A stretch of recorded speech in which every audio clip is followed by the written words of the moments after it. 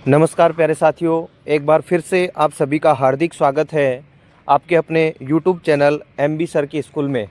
आज हम जिस विषय को लेकर के चर्चा करने वाले हैं कि हमने एक वादा किया था कि एग्ज़ाम से पहले आपको 40 या 50 महत्वपूर्ण क्वेश्चन आपको ज्योग्राफी के दिए जाएंगे। तो वो चैप्टर वाइज मैं आपको क्वेश्चन बता रहा हूँ। इन क्वेश्चनों को जो है वो आपको रट्टे मार के जाना है, थोड़ा याद करके जाना है। जैसे ही आप याद करके जाएंगे, इन क्वेश्चनों को भी अगर आप याद कर लेते हैं तो 90% आपके क्वेश्चन इसी में से फंस जाएंगे। वो महत्वपूर्ण टॉपिक्स के बारे में चर्चा करूंगा। अगर आप कहेंगे कि इनका सॉल्यूशन भी चाहिए तो 1-2 दिन में एक बुक का एक दिन सॉल्यूशन, दूसरी बुक का दूसरे दिन आपको सॉल्यूशन दे दिया जाएगा। क्या पढ़ के जाना है, क्या छोड़ के जाना है, ये अंतिम समय की रणनीति है। तो चलिए आज हम स्टार्ट करते हैं अपने बुक नंबर फर्स्ट, जिसका नाम है मानव भूगोल। और मानव भूगोल के पहले चैप्टर में आपको क्या याद करके जाना है, तो मानव भूगोल के पहले चैप्टर में आपको 3 परिभाषाएं दे रखी हैं। 3 परिभाषाओं में से आपको रेड जेल की परिभाषा याद करके जानी है और एलन सी सैंपल की परिभाषा याद करके जानी है।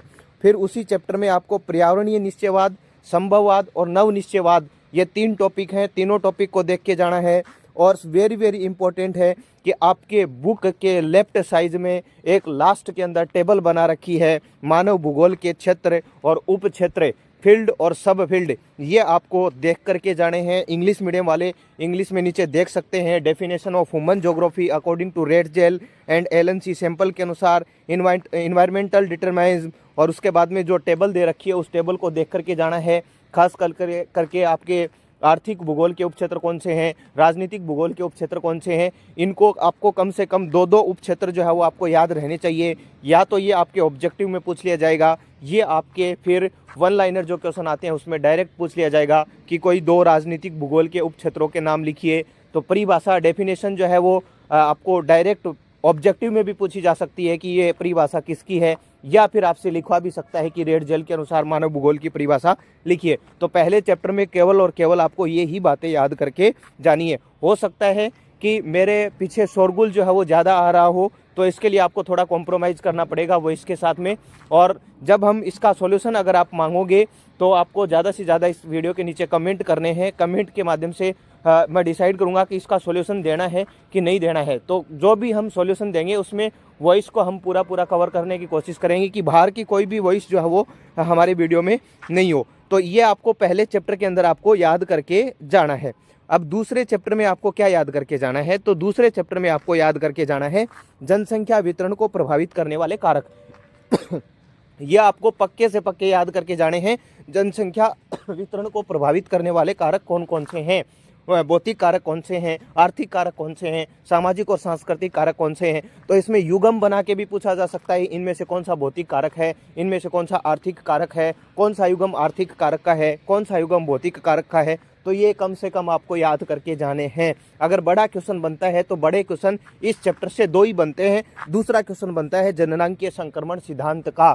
इस जननांकीय संक्रमण सिद्धांत से भी ऑब्जेक्टिव क्वेश्चन आने के चांस हैं कि कौन सी संक्रमणशील अवस्था के अंदर सबसे ज़्यादा पॉपुलेशन जो थी, कौन सी में कम थी। तो ये चीज़ें आपको याद करके जानी है। और एक यहाँ से क्वेश्चन आने वाला है ही, प्रवास के प्रतिकर्ष कारक कौन से हैं, प्रवास के अपकर्ष कारक कौन से हैं, यानी कि प्रवास के पुश फैक्टर कौन से हैं, माइग्रेशन के पुश फैक्टर कौन से हैं, माइग्रेशन के पुल फैक्टर कौन से हैं।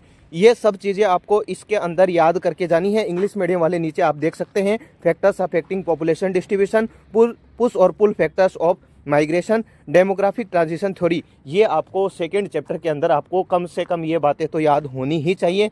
इन बातों को अगर आप याद कर लेते हो तो मान लीजिए आप 90% जो है वो भूगोल के अंदर आराम से लेकर के आएंगे। चैप्टर के अंदर आपको क्या याद करके जाना है, मानव विकास के उपागम कौन कौन से हैं। तो मानव विकास के उपागम आपको पक्के से पक्के जो है वो याद करके जाने हैं।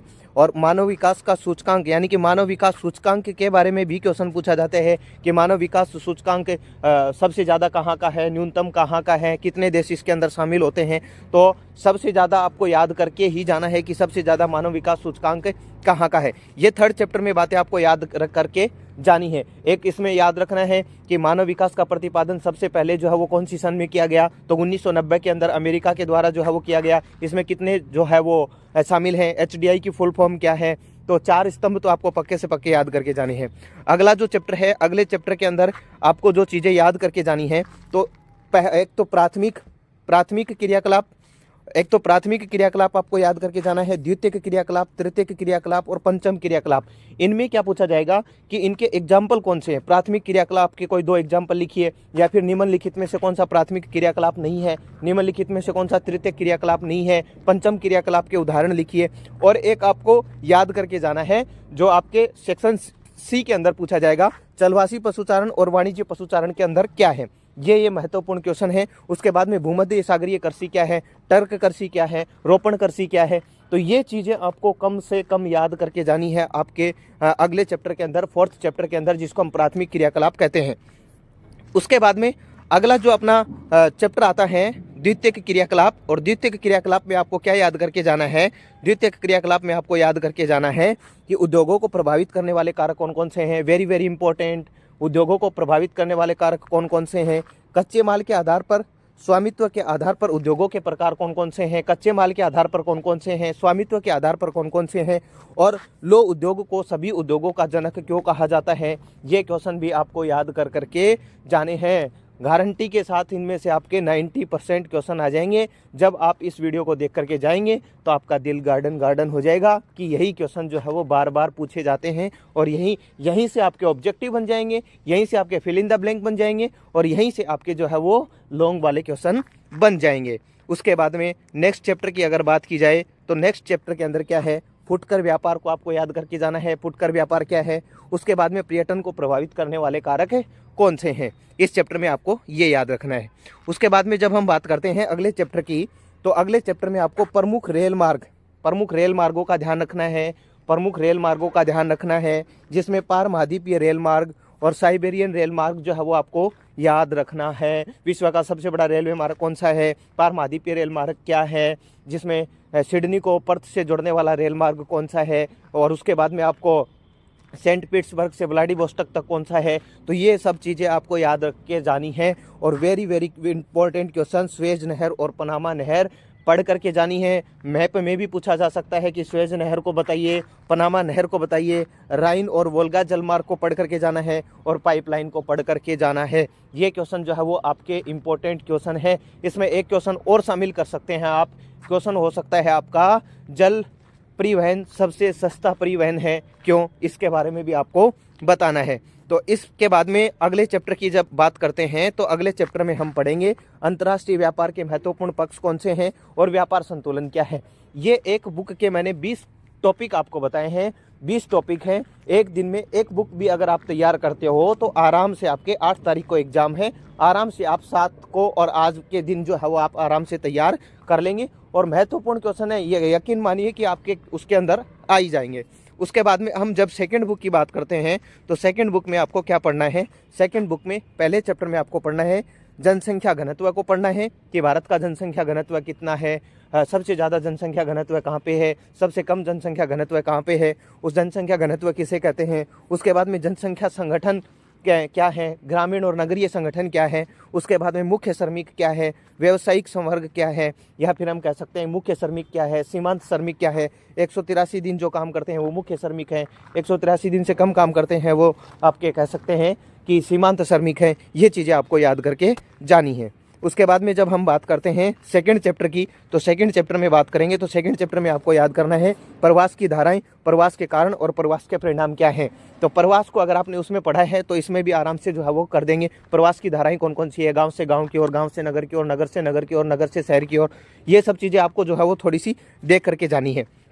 उसके बाद में थर्ड चैप्टर की अगर बात की जाए तो थर्ड चैप्टर में आपको याद करना है मानव विकास क्या है, मानव विकास क्या है, और मानव विकास का भारत का स्थान मानव विकास में, और सूचकांक क्या है, और सबसे ज़्यादा मानव विकास सूचकांक जो है वो कौन से स्टेट का है। तो ये आपको याद रखना है केरला का है, और ये किस आधार पे मापा जाता है, मेजर किस आधार पे किया जाता है। ये सब चीज़ें भी जो है आपको इसके अंदर देखनी हैं। और मैं ये वीडियोस बहुत जल्दबाजी के अंदर जो है वो बना रहा हूँ ताकि आपको ज़्यादा से ज़्यादा फ़ायदा हो सके। आप अपने इस वीडियो को ज़्यादा से ज़्यादा लोगों के साथ पहुँचाएंगे, जो आपके साथी हैं सभी के साथ जो है वो पहुँचाने का प्रयास करेंगे। एक बार फिर कह रहा हूँ, एक बार आवाज़ का जो है वो आप सॉल्यूशन जो है वो थोड़ा सा एक बार इसमें क्षमा चाहूँगा मैं कि मैं थोड़ा बाहर हूँ, बाहर होने की वजह से ये वीडियो के अंदर शोरगुल आ रहा है। तो आप इसको थोड़ा सा जो है वो कॉम्प्रोमाइज़ कीजिएगा, कॉम्प्रोमाइज़ करते हुए क्वेश्चन पे ध्यान दीजिएगा। उसके बाद में क्या है, चैप्टर नंबर 4 में आपको क्या याद करके जाना है, तो आपको याद करके जाना है ग्रामीण और नगरीय बस्तियों के प्रकार। ग्रामीण और नगरीय बस्तियों के प्रकार कौन से हैं, गुच्छित बस्तियां, अर्धगुच्छित बस्तियां, ये सब चीज़ें जो है वो आपको याद करके जानी है। गैरीसन नगर क्या है, और उसके बाद में इस चैप्टर के अंदर आपको कुछ टाउन्स दिए गए हैं। मिडाइवल टाउन्स है, या फिर हम कह सकते हैं मध्य प्राचीन नगर है, मध्य नगर है, आधुनिक नगर है, और शैक्षिक नगर कौन से हो सकते हैं। तो इस प्रकार से जो दिए गए हैं उनमें से पक्का एक क्वेश्चन ऑब्जेक्टिव में या फिर वन लाइनर में क्वेश्चन जो है वो पूछा जाएगा, आपको याद करके जाना है। उसके बाद में वेरी वेरी इंपॉर्टेंट क्वेश्चन जो है वो भारतीय कृषि की प्रमुख समस्याएं कौन कौन सी हैं, तो भारतीय कृषि की समस्याएं जो है वो आपको याद करनी है। और अगर ये क्वेश्चन इस बुक से बड़ा क्वेश्चन नहीं आता है तो ये क्वेश्चन जरूर आएगा, चावल, कपास और गेहूँ और या फिर गन्ना, इनके बारे में आपको इनका वर्णन करना पूछा जाएगा। उसके बाद में है भारतीय कृषि पर हरित क्रांति के क्या प्रभाव पड़े, ये चीज़ भी आपको याद रखना है, इसी चैप्टर के अंदर आपको मिल जाएगी। उसके बाद में अगला अपना जो चैप्टर है वो है छठा चैप्टर, और छठे चैप्टर में आपको क्या करना है, जल संरक्षण क्या है और जल प्रबंधन क्या है। जल संरक्षण और जल प्रबंधन, और यहाँ से एक क्वेश्चन जो है वो पक्के से पक्का पूछा जाएगा, नीरू मीरू क्या है, या फिर अरवाड़ी पानी संसद क्या है, या फिर हरियाली क्या है। इनमें से एक क्वेश्चन आएगा, रट्टे मार लेना, रट्टे मार लेना, बार बार कह रहा हूँ रट्टे मार लेना। उसके बाद में ये क्वेश्चन वेरी वेरी इंपॉर्टेंट है, भारतीय राष्ट्रीय जल नीति 2002। ये मान लो कि ये तो पेपर में छप ही गया, रट्टे मार के जाना, रट्टे मार के जाना बोल रहा हूँ, रट्टे मार के जाना। उसके बाद में अगले चैप्टर की जब हम बात करते हैं तो अगला चैप्टर कौन सा है, परंपरागत और गैर परंपरागत ऊर्जा संसाधन कौन से हैं। परंपरागत संसाधनों के एग्जाम्पल आपको याद करके जाना है, गैर परंपरागत ऊर्जा संसाधनों के एग्जाम्पल आपको याद करके जाना है। ऑब्जेक्टिव में, वन लाइनर में पूछे जा सकते हैं, वेरी वेरी इंपॉर्टेंट। और उसके बाद में खनिज संसाधनों का संरक्षण हमारे लिए क्यों आवश्यक है, ये चीज़ें भी आपको याद करके जानी है। उसके बाद में बात करते हैं अगले चैप्टर की, और अगले चैप्टर की बात करें तो अगले चैप्टर में हमें क्या याद करके जाना है, तो अगले चैप्टर में आपको याद करके जाना है लो इस्पात उद्योग, और ये जो उद्योग हैं वो कौन से देश के सहयोग से स्थापित किए गए हैं, ये सब चीज़ें आपको याद करके जानी है। चीनी उद्योग, मौसमी उद्योग है क्यों, और पेट्रो रसायन उद्योग, ये जो है वो अगले चैप्टर के अंदर आपको याद करके जाने हैं। उसके बाद में अगले चैप्टर में नौवे के अंदर वेरी वेरी इंपॉर्टेंट, रट्टे मार लो, बार बार कह रहा हूँ रट्टे मार लो, छप गए हैं क्वेश्चन ये। सूखा एवं पर्वत विकास कार्यक्रम को रट्टे मार के जाना, छपेगा पक्के से पक्का। उसके बाद में सतत पोषणीय विकास, इन दोनों में से 34 और 35 में से एक क्वेश्चन पक्का छपा हुआ है, या तो पर्वत विकास कार्यक्रम क्या है, या सूखा प्रभावित क्षेत्र, या फिर हम कह सकते हैं सूखा विकास कार्यक्रम क्या है, या फिर सतत पोषणीय विकास क्या है। इंदिरा गांधी से कोई क्वेश्चन पूछा गया है तो ऑब्जेक्टिव में पूछा गया है, ऑब्जेक्टिव के अंदर पूछा जाएगा कि इंदिरा गांधी नहर जो है इसका जो रूपरेखा है वो किसने तैयार की थी, कंवर सेन ने की थी, कब की थी, ये भी आपको याद करना है। और उसके बाद में इसका पूर्ण रूप से संचालन जो है वो कब किया गया था, ये पढ़ के जाना है। इन तीनों में से 2 क्वेश्चन जो है वो छपे हुए हैं, रट्टे मार लो, रट्टे मार लो, रट्टे मार लो। मैं तो यही कहूँगा, बाकी आपकी मर्जी है, आप पढ़ के जाओ या मत जाओ। बाद में जब आके वीडियो को देखोगे तो पछताओगे कि काश ये वीडियो हमें पहले मिल जाता। उसके बाद में अगला क्वेश्चन अगले चैप्टर से क्या है, स्वर्णिम चतुर्भुज योजना, इसको याद करके जाना है। उत्तर दक्षिण पूर्व पश्चिम गलियारे को आपको याद करना है कि कौन कौन से कहाँ से जाते हैं। ये उत्तर से दक्षिण गलियारा कौन सा है, कहाँ से किसको जोड़ता है, पूर्व पश्चिम गलियारा क्या है, कहाँ से किसको जोड़ता है, स्वर्णिम चतुर्भुज योजना क्या है, ये आपको याद करके जानी है। और ये क्वेश्चन, भारत में वायु परिवहन की अपार संभावनाएं हैं, इसको व्यक्त करना है कि भारत के अंदर अपार संभावनाएं हैं, इसके बारे में भी आपको याद करके जाना है। अगला क्वेश्चन अगले चैप्टर से जल प्रदूषण और वायु प्रदूषण, यहाँ से एक क्वेश्चन निश्चित आना है, ऑब्जेक्टिव में आना है कि जल प्रदूषण के कारण क्या है, जल प्रदूषण के, वायु प्रदूषण के कारण क्या है, ध्वनि प्रदूषण के कारण क्या है। ये आपको एक टेबल बना के दी हुई है बुक के लेफ्ट साइड पेज पे, जो है वो उस टेबल को आपको देख करके जाना है। और उसके बाद में मुंबई की धारावी गंदी बस्ती, तो मुंबई की धारावी गंदी बस्ती जो है वो आपको देख करके जानी है।